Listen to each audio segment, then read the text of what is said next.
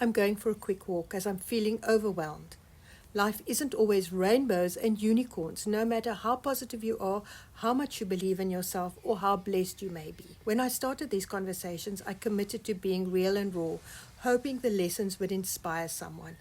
Well, today is one such raw and real day. I feel totally off balance as a few things that has happened this past week. Someone bumped into the side of my car. Black mold has again appeared in my wardrobe. A project which would have given my finances a little boost didn't come through at the last minute, and it seems that the offer on my piece of land has fallen through. Now I know that individually they're all solvable and are typical first world problems. However, collectively they have me off balance and unable to commit to any of my usual routines and rituals. And you know how much I love my daily schedule and practices to keep me on track. Join me as I chat about the 5 things I do to help me through when feeling like this. Maybe there's something you could use when your life feels less than magical. I'm the Forest Fairy. Welcome to my corner of the woods where I'm rebuilding, revamping, redesigning a magical life and hopefully inspire you to gather your own fairy dust. Hello everyone. I sincerely hope you're having an excellent week, or at least a better one than I am. As you heard, I'm feeling a bit overwhelmed and not my usual positive and motivated self at all. I know the experts say just do it anyway, just believe regardless, etc., etc. But no amount of creative visualization, positive affirmations, or identity shifting are working for me at the moment. It's time to turn to other practices that are gentler and kinder for my current mood. The thing is that I can at least link the dip to a few things that have happened, and from experience I know I'll be okay in a day or two. However, I'm well aware that sometimes you can feel like this without anything actually being wrong. You just feel off balance and out of sorts but can't figure out why. My usual go-to explanation, and please note that I say this half tongue-in-cheek, are the planets. There are always either some planets crossing paths, some adjacent to each other, or some moving backwards.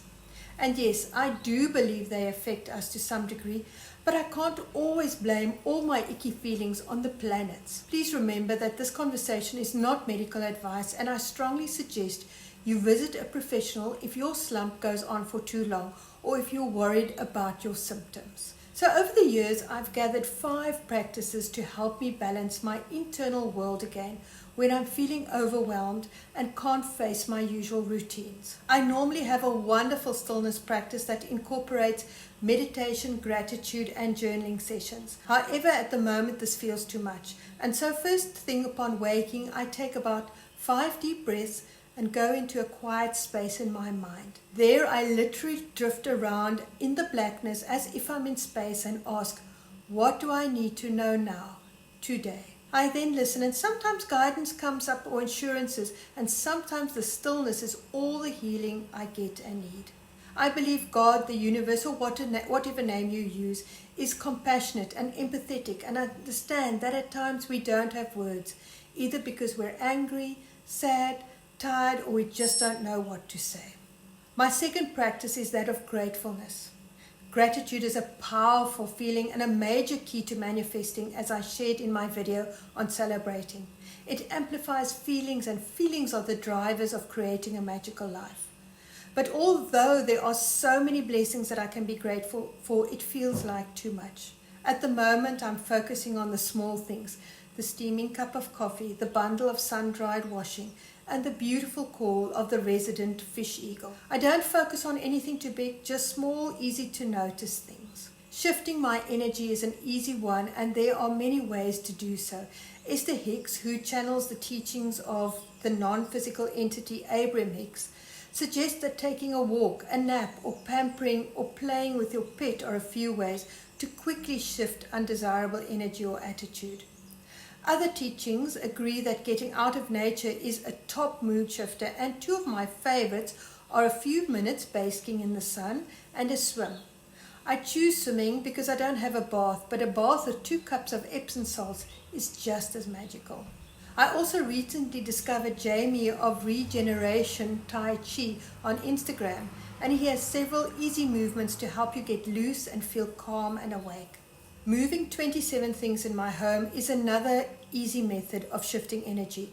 This Feng Shui tip, which I learned about many years ago, incorporates the philosophy that our environment affects the way we feel and reflects what's happening in our lives. And by moving 27 things, you shift energy. Now, this can be bigger things like furniture, artwork, or throwing out things. But when I feel out of balance and overwhelmed, I move simple things like tidying the lounge, putting away the clean dishes, packing away clean laundry. And at the same time, you're completing a few easy, mostly mindless tasks. The psychology behind completing easy tasks is that it gives you a sense of accomplishment. The same reason why experts say you should make your bed in the morning. It sets the tone of achievement. If you're working, maybe tidy your computer's desktop or delete some emails or do some easy admin.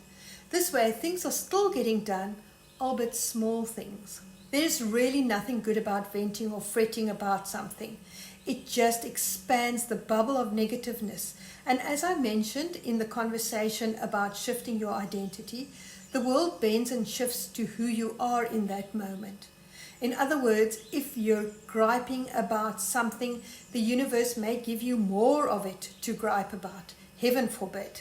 Your feelings, attitude, and misbalance are also yours and yours alone to sort out. No one else is responsible for getting you back into your groove. I'm already feeling slightly better and will be implementing this strategy tomorrow as well and as long as I need to.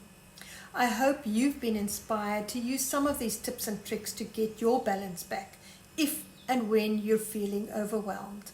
Drop me a comment if you have any other useful strategies. That would be interesting.